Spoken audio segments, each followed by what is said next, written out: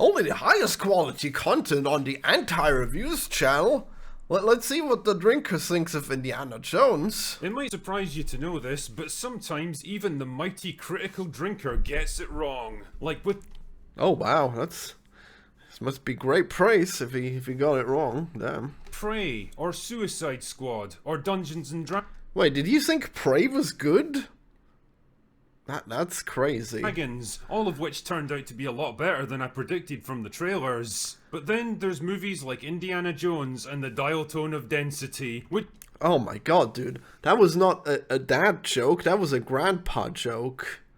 It's so deep underground, it's just like this picture of the Titanic, I guess.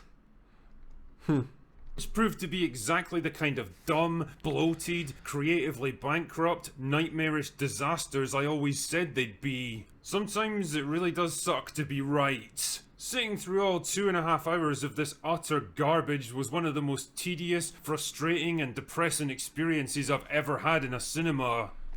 God, what an incredible crybaby story. Wow, must have been so terrible watching this movie. Wow, yeah, with lots of action and shit. Wow. God, so awful. Like, Jesus, out of humanity. How will you ever survive the Indiana Jones? And I'm from Scotland. Put simply, Indiana Jones and the dial-up internet of depravity is an absolute embarrassment of a movie. Well, same joke twice. Nice. That shames not just the franchise, not just the genre, but the entire concept of filmmaking. It is a complete and utter waste of money and... Really, the concept of filmmaking is under attack because of this movie. Come on, man.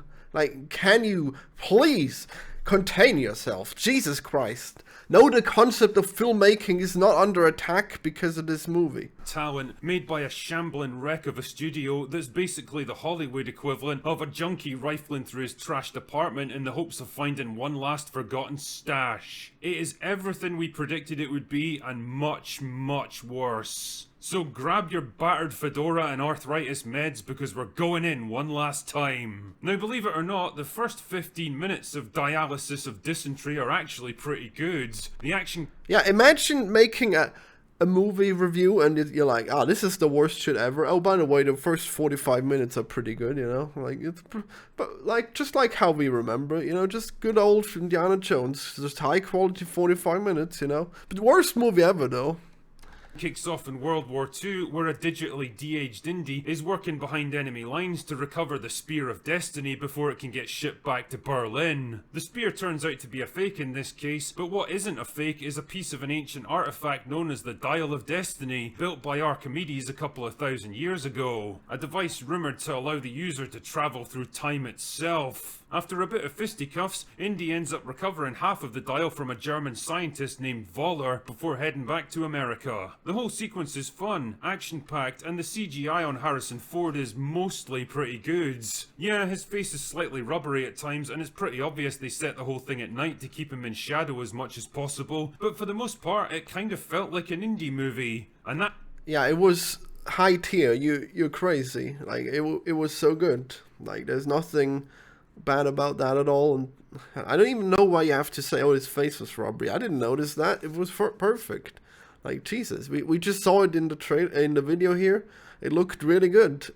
That's where the good stuff ends, my friends. Flash forward to 1969, and Indy is now a broken, depressed old man living alone in a crummy New York apartment, divorced from Marion, about to retire from his job, and with nothing left to live for. No way! Fuck me, Lucasfilm, you're really scaling new heights of imagination when it comes to legacy male characters, aren't you? All we need now is for some plucky young female character to come into his life and show him the way.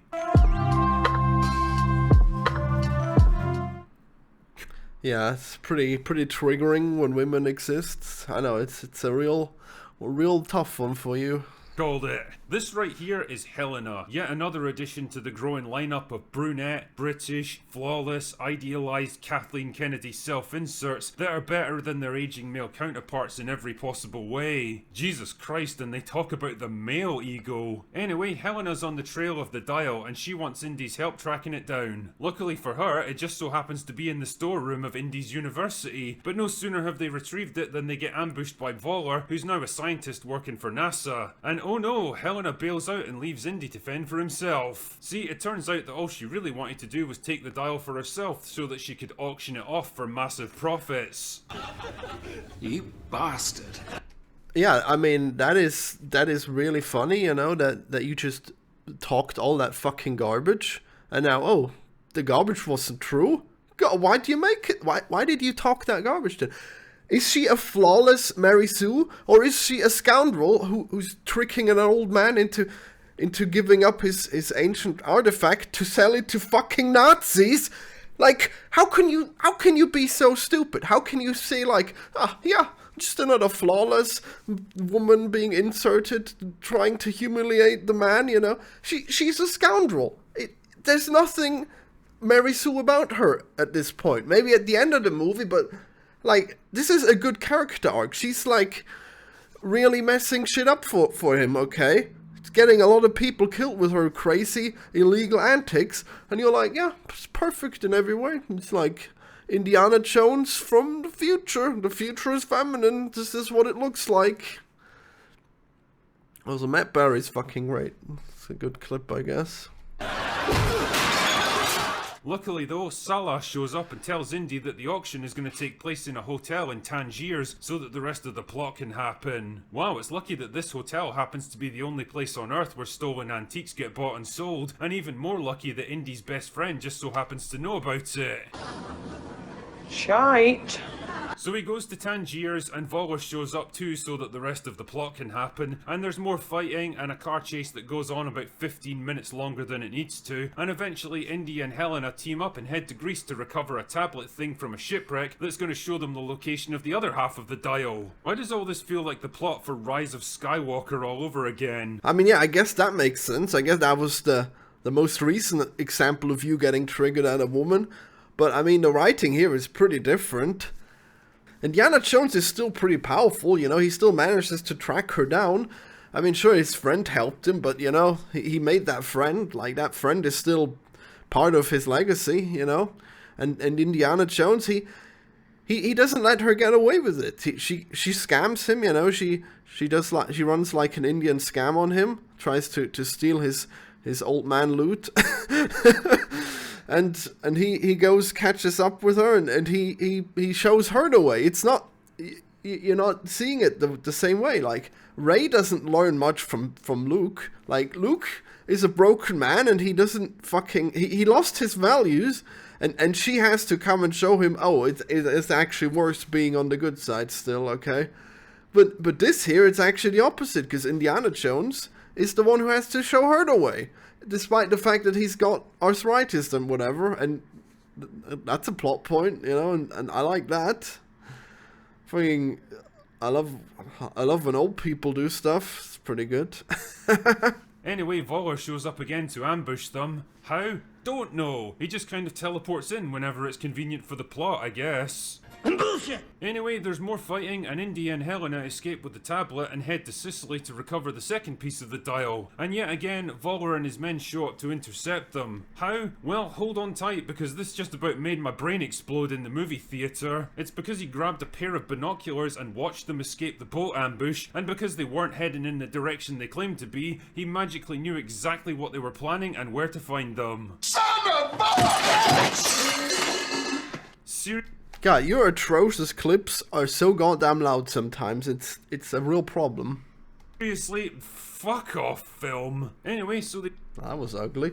Okay, so, like, imagine that. If you see someone on a boat, and then he uses a binocular to see where they're going, like, the assumption would be that he followed them on the boat, and Helena specifically was gonna sell the dial to him. It wouldn't have been hard for him to figure out where she was. Come on, man. He has, like, Nazi henchmen working for him. You think he's not going to figure out where the woman who's going to sell him a $1 million dial is going to be? That's ridiculous. Like, oh, wow. The guy has, like, a reasonable amount of competence. We can't have that. Ugh, whatever. They finally get the second piece of the dial, and of course Voller teleports in to intercept them, and oh no, Indy gets shot, and I guess he's dying now, but the movie never seems to be entirely clear about that. Like, at some points he seems to be at death's door, but then at others he's able to fight and move like he's at full health, so your guess is as good as mine. I mean, given how many times this movie was rewritten and reshot, I'd be willing to bet that the fucking filmmakers didn't even know for sure. Anyway, let's see if we can... I mean, first of all, that's a retarded nitpick and you should feel bad. And second of all, it's actually not even that unrealistic.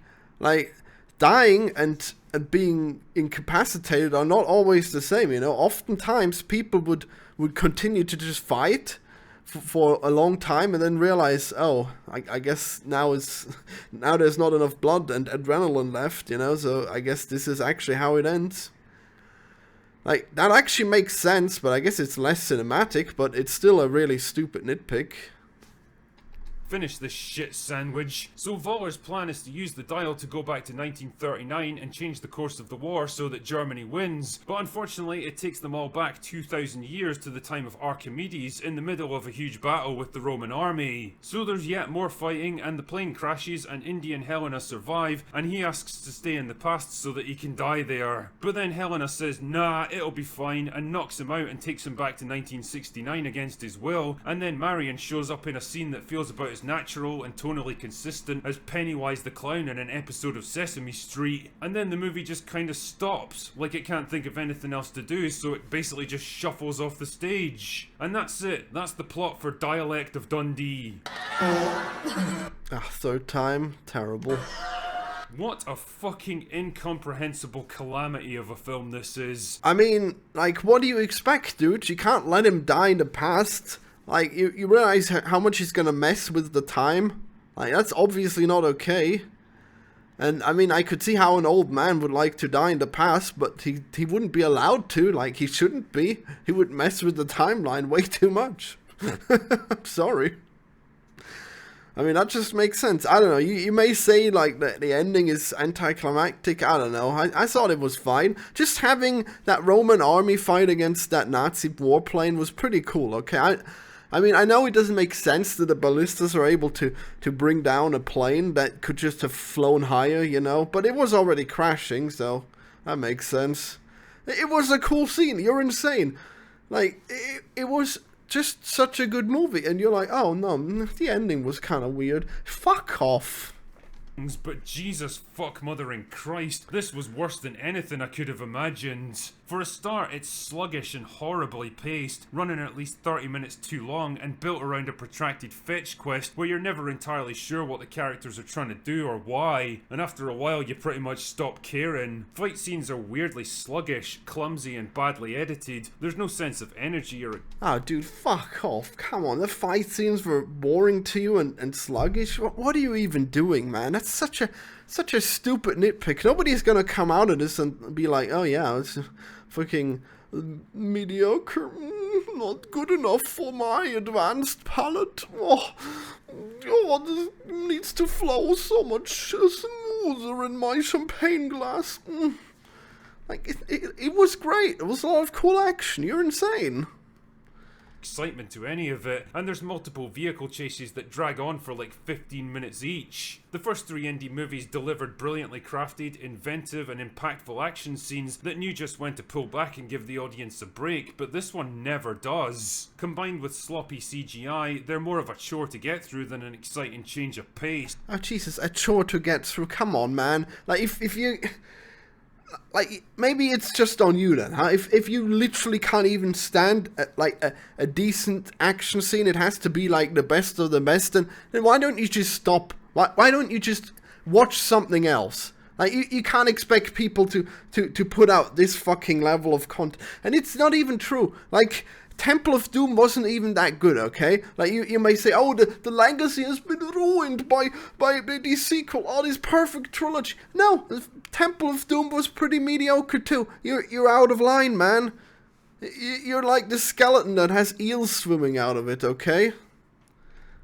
And you can absolutely tell that this movie was butchered in the editing bay, reshot and recut multiple times in a desperate attempt to make it work. The result is a hodgepodge of different ideas, plot lines and aborted character arcs that just kind of meander along with no real sense of progression or... I mean, that's just a lot of conjecture. Okay, they made a big mess in editing. No, they didn't. They probably meant to do it this way. Shut up. I mean, like character arcs. I don't know. I guess I didn't really mind, but I don't know. People tell me I should pay more attention to character arcs. I mean, personally, like you've seen one, you've seen them all. Come on, I'm fine not having that many, but you're not even smart enough to understand that the woman went through an arc, so why do you even talk? Like, oh, you think she was perfect from the start and then she's perfect at the end? No! She's a fucking gambling addict who sells important magical artifacts to Nazis and other bad guys. Like, get a fucking grip. Like, maybe you're just too fucking old and alcohol-ridden to understand what the fuck is happening. Maybe that's why it's incomprehensible, you know? Maybe it's always been you. Maybe the movies are on the same level, you know? But it's just that now your brain has gone so far downhill that you just don't even grasp it anymore. Development. And as for the ending, it's like they ran out of time and ideas altogether and just had to go with whatever they could cobble together. There's no sense of dramatic payoff here, of carefully developed character arcs getting drawn together into a final fitting conclusion. It's just a rushed and nonsensical, everyone's happy now so deal with it kind of ending. It's no better on the character front either. The antagonists are incompetent and comically useless, and the only reason they keep getting the drop on Indy is because he's equally stupid, and because they can teleport in anywhere they want so that the plot can happen. Waller is a complete... He's not stupid, he just got scammed by this girl. He thought he could trust her and then oops, betrayal, and they both have to chase the girl. So it's not even like he's making mistakes, it's just that he, like he just trusted her too much. That was his main mistake. Non-entity who never comes across as even remotely threatening or interesting. I mean, Mads Mikkelsen is a great actor, but any actor is only as good as the script they have to work with, and I've sharted out better things than this script. Teddy was clearly intended... Oh yeah, you're real fucking outro. Yeah, your videos are so good, they really rival this fucking movie. Yeah, great job. Like, oh man, I sure love... I mean, they should have put more fart noises in, then it'd be a real masterpiece, you know? Look, I must admit, I was slightly confused. Okay, and don't fucking say, oh, he doesn't get it either. Oh, the drink was right all along. Okay, fine, whatever. No, you know, I can be a little confused, but this guy is all the way off the fucking boat, okay? So, I was confused at the fact that this Nazi guy, who we see die, I think. We see him get knocked off a train, you know? And then he's back in the present, and then he's like a celebrated scientist. And there's a moon day. Was there ever a moon day in actual American history? Like, what I assumed happened there is that he traveled back in time in a way to mess with things, and now there's a moon day, and he went to the moon because he's a Nazi scientist that survived the war and then works for NASA. So I don't know, I guess... I thought he used the dial to get back, but he didn't have the dial, I guess, so he couldn't have. And that was confusing. Fine, whatever. But I think it still makes sense. I mean, I guess it just means that Indiana Jones is, in this case, here in an alternate universe where he's, for some reason, fighting this Nazi who's made it all the way to the present, even though he probably should have died. Oh well. I mean, yeah, it doesn't look like it was real America, but maybe it was. Maybe there was a moon day. Maybe my American history is lacking on that department. Wouldn't that be cool, though, if we celebrated the moon instead of, like, stupid things? Like Father's Day or fucking Labor Day? Like, fucking celebrate that you went to the moon. That's way more impressive than the fact that you fought for workers' rights. Who cares about that? Anyways, whatever. Big tangent. Alright, let's see what else he's got. Teddy was clearly intended to be a replacement for Short Rounds. Well, if you stripped away all of his personality, charm and likability, he's there as a kind of sidekick to Helena who can do whatever the plot needs him to, including flying a plane. And I'm not kidding, there's literally a conversation where Helena asks him if he knows how to fly a Cessna, and he replies that he's never flown one before, and then she replies that he's never flown any plane before. Why the fuck did you even ask him then, you absolute Cornish pasty? it's actually established in the very movie that he's doing some kind of flying training, okay? We see him, like, training to be a pilot, and he's just never flown one yet, okay? So, like, the question would still make sense if he studied this kind of plane. Like, I'm sorry, and, like, again, you think, oh, she's so perfect, but she makes a miner fly an airplane in a stressful situation when he's never flown one before. Thinking, oh wow, what a perfect Mary Sue, yeah, cool, brilliant. Like, it was messed up, and that's cool, okay, whatever. And I mean, yeah, he has more skill than he should have, fine, whatever, but, you know, flying's overrated, you know, you play a bunch of flight simulators, anyone could fly a plane, it's not that hard. But there you go. Now, we got a man who, like, a little boy who's really good at shit. That doesn't count, no. All we got is the Mary Sue narrative. Whatever. I mean, I don't know. He was obviously not that charismatic of a character, so I might give you that, but I don't know. I think he fit well into the movie. He was also a scoundrel, you know. He went off, like, stealing from people when they're supposed to be on a low profile, you know? Like, he's not a great character. I mean, he's not a flawless character. Like, that, it makes sense. You just didn't pay attention. Jesus, did anyone even read this script before they performed it? But by far the worst offenders are the two leads. I actually had second-hand embarrassment for Harrison Ford, watching him labouring away on screen in a movie that clearly resented his very presence. Make no mistake, this is not the Indiana Jones that any of us remember. This absolute imposter is timid, gullible, naive, sad, depressed, weak, cowardly, clueless, and incompetent. I am fucking sick to death of these absolute brainlets posing as writers whose only possible outcome to getting older is turning into a depressed, lonely failure who's given up on life. How is it possible for a studio to hate the very characters that allow them to exist in the first place? And oh man, if I was a critical drinker, I would totally, like, post a picture of me eating shit, you know, just playing a really annoying fart sound. Actually, you know what, just do that. Like, wow, are you kidding me, dude? This fucking guy is amazingly competent. Like, in the first 45 minutes, he is on the top of his game. We already established that. He's kicking so much goddamn ass, okay? And then he gets old. Imagine that. But then he's still able to go on these adventures and keep up with these young people, despite the fact that they're deceiving him and fucking him over. And he has to teach them how to do it, because they don't fucking know it, and they happily doom the world so that they could fucking wipe away their gambling debts. Yeah, that's totally worse. A Nazi getting his hands on this artifact that might give him infinite power. Cool. Very good character.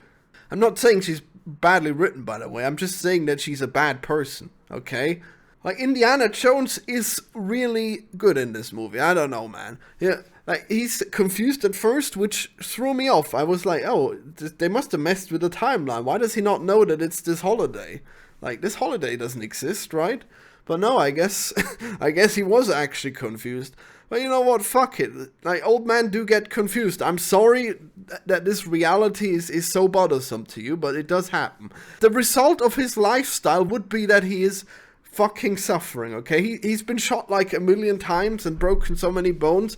Like, obviously he would be fucked, and he's still pulling through. That's inspiring. I'm sorry that you're such a goddamn crybaby. You're like, oh, they're ruining his legacy. Oh, no, this movie was good. You're insane. The character is still good. Your complaints are mostly invalid. It's ridiculous. This being a Disney Lucasfilm movie, there's obviously an obligatory strong female character shoehorned into the story, trying desperately to leech off the popularity of the legacy character they're supposed to replace. And of course, yeah, but it actually fits well, because she actually uses him and scams him. Like, that's actually really cool. I'm sorry that you are such a crybaby that every time there's a woman, you start menstruating. But it's actually a really good plot point that he gets scammed by a woman, okay? That's a thing that we don't see enough. Like, oh, old man, you want to show me your old war medals? Yoinks, they're mine now, old man. What are you gonna do? Look at that, I stole your your precious memories that are very valuable. Get fucked, old man. That's funny, okay? That's a good plot point. I'm sorry that you don't understand it, but that's just funny. You say, oh, the guy would never get fooled. Of course he would get fooled. He knows her as a little girl, but now she's a gambling addict who likes to scam old people. And that's fucking funny. That's a good character arc. And yes, she becomes good in the end, obviously. He does teach her to be a better person. And that's also good. I'm so sorry that you are so cynical that you can't enjoy this. But it works, okay? And it works with audiences. Like, show the audience score. It's doing well. You're the only one who's crazy here. You're the only one who grew up into an old man who's like, oh, back in my day, we made way better movies. So much better. Everything new is terrible. She's smarter and stronger and more resourceful than him. Of course, she wins every argument and gets proven right about everything. What? Gets proven right? What are you talking about? Like, none of the events of the movie would have happened if she hadn't tried to get that artifact back. Like, he wouldn't have, like, the bad guy wouldn't have even considered, like, messing with time if she hadn't tried to sell him the artifact. She doesn't get proven right. Do you even pay attention? And saves the day multiple times. Because what else? She saves the day? No, she does not. She ruins everything.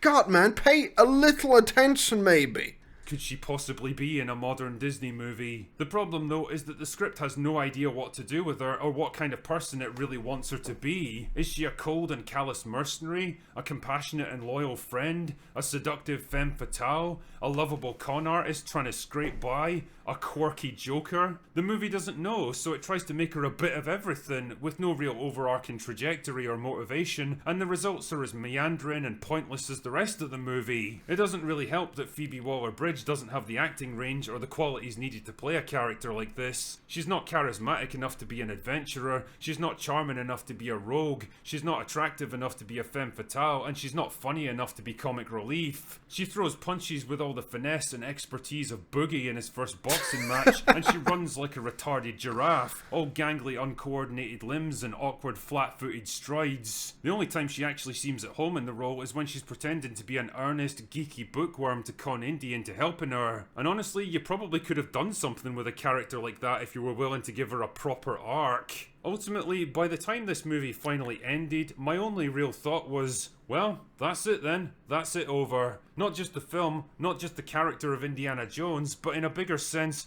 the very legacy of George Lucas himself. This... Oh my god, dude, you're gonna cry about this like every time. Like, oh yeah, it's fucking terrible. Like, if you had been making videos when he made the prequels, you would have said, oh, George Lucas is done! Fucking get out of here! You put a woman in movie? You fool! This is never gonna fly! Audiences are not gonna pay for this, what are you thinking? No. Is it even necessary? Do you even need to be such a whiny baby about it? Oh, the narrative, oh my god! Oh, it's the last movie he'll ever make! God! Like, this behemoth of entertainment who has made so many great movies over the years. It's like, yeah, fucking over. Embarrassing, man. You need this so much to be true. It hurts. But, like, the way you talk about this woman is fucking horrible. Like, you wouldn't put any other character on this level of scrutiny. It's like, oh, there are several complexities to this character, but none of them are done perfectly. Ha! Well, what a washout. He's not hot enough to work as a character. Like, could you imagine, like, do you think it's a coincidence that you're always mad at women character? When are you ever saying something nearly as harsh about a male character? Never. That's when. You never say this kind of shit about a man. Like, even the ones that you consider cucks and soy boys and like punching bags for the women, you would never complain about them this much. This is just crazy. I cannot believe how much you had to cry about this woman. Like, oh, she sucks at every single possible thing, huh? Yeah, maybe that's you, huh? Maybe it's impossible that all the women in all the movies would suck as much as you fucking make them out to. You ever think about that? Whatever. I mean, I don't know. You guys tell me if she was like a particularly bad female character. I don't see it. And like, oh, you say she doesn't have an arc? You just said all the things that changed in her, you know? And she doesn't have an arc? Come on, man. You may say that the arc's not done well, but I don't know how it isn't. Like, what more do you want? She has to fucking run away from the bad guys for so long because of her actions. Like, how do you think that's not an arc? It's literally the consequences of her action coming to bite her. And it's like, nah. Not experiencing an arc, no. Like, I guess we would have had a few scenes where she feels really bad about herself, and then it would have been a proper arc, huh? Okay, yeah, like that's what we see in Indiana Jones movies, right? Where he's like real sad about what happened, and then he's learned a moral lesson. No, that doesn't happen. I mean, yeah, he's sad in this one for other reasons, but he's never like, oh yeah, now I see the mistake in my ways. I guess we had to spell it all out for you. No, it doesn't make sense. This was it. This was the last property left for them to destroy, and destroy it they did. The cover. I mean, no, like they didn't destroy it. Like this movie did so much better than the Crystal Skull. So you could just deal with the fact that there's like a bad one every once in a while in this franchise, like the Temple of Doom and the Crystal Skull, but then this one's good again. So no, the franchise is pretty much where it was. Like some good movies, some bad movies. Nothing has been destroyed. They can pump out a few more of these. Like unless Harrison Ford dies, I guess. Then they might be in trouble. Birds are bare now. They've consumed literally everything that was built up by their predecessors, and now there's nowhere left for them to hide. I mean, but he could just buy Star Wars back, right? I think Disney was talking about selling Star Wars back to him, so he could do that if he wanted to continue making. I mean, he could only improve on those movies. Like that last trilogy was fucking deranged. Like Lucasfilm could easily improve on that one. There's no excuses left to make. This movie is absolutely going to crash and burn, and it deserves to, because maybe then it'll finally force them to accept the truth. They are not creators. They are not capable of making great things like their predecessors did. They're not even capable of making mediocre things. They are destroyers, not creators. And when you run out of things to destroy, well, eventually you'll be next. Yeah, God, man, just the gospel of the drinker. Jesus, the narrative. Oh, God, the narrative. God, these new people, they don't know how to create anything. Everything they make is fucking terrible. All they know is how to destroy things. Okay, so you're just lying to your audience, as usual, you know? Like, if you may say, like, this movie's not great. Fine, maybe it's not great. But this movie's worse than mediocre? Absolutely fucking not. Like, let's look at the box office. Okay, it's a bit early to tell at this point. They made 60 million, so I guess they're probably gonna make about 60% of their money back at least, and maybe it'll pick up and they'll actually make a huge profit. That's okay, and audiences like the movie. Like, this movie will be continued to watch for a good long while, surely. I mean, it's always a gamble, but I don't see how you can say, oh, they clearly underperformed horribly. No, like, the audience score doesn't support that. People definitely enjoyed the movie, and just like the idea that these people are unable to create anything, it's just so stupid. Like, you realize that it's not just about that. They could make a great movie and it wouldn't get any views because people will see sequels, okay? Even if they're worse, they will see a sequel over a new movie because they know what they're gonna get. I mean, it's not even the worst thing in the world. It makes sense. Like we know what we're gonna get. We're gonna see Harrison Ford kicking ass, and we did. It was great. You could watch like whatever random movie you want, and it might be great. Probably gonna suck. Let's be honest. It's not a guarantee that you're gonna watch a movie and it's gonna be great, okay? But if you watch a sequel, you know it's got at least a decent level of quality, you know? I know it's not great. It would be better if we could make original movies and then they would get viewed more than sequels. But whatever. I may be part of the problem because I do like sequels. But that's what franchises are, okay? They are a property that we recognize, that we do want to see again. We do want sequels, I'm sorry. But it is hard for creatives because they can't make a unique thing because it would sell better if they just made a sequel. So if they can make a sequel, they probably should financially. And you're complaining, oh, they don't respect the source material? I don't see it. This has plenty of respect for the source material. Okay, but also I don't usually care. Like, whenever there's a sequel that has, like, a sequel who hates the source material can still be a great sequel. And I actually kind of like those, because it's just like telling you, yeah, you wouldn't see anything we make unless we make this franchise. So we are in a love-hate relationship, and we will let you know. I think that's not too bad, okay? Yeah, we would rather make something new, but that we wouldn't guarantee sales then, would we? So here is the thing that you want, but we're going to put our own twist on it, and you're going to like it. And I appreciate that, but I know it's very unpopular, okay? It's just me, but I appreciate it. I like the creative process of having to work with that within the constraints of a franchise, but then still making it your own, okay? And you guys may say, oh, it's contempt for the source material. Maybe it is, but I don't care. If it's a good movie, it's a good movie. And this was a good movie. I give it 10 out of 10. I'm sorry, I enjoyed it. You guys are overly critical. You are the critical drinker, you know? You should be more critical of yourself, though, because I don't see how you can look at this movie and say, oh, this is, like, abysmally bad compared to the past. It's not, okay? Like, you're just lying to yourself. There is no way that you could see this and really think it's that bad. You just have your feelings hurt because they didn't make it how you wanted it.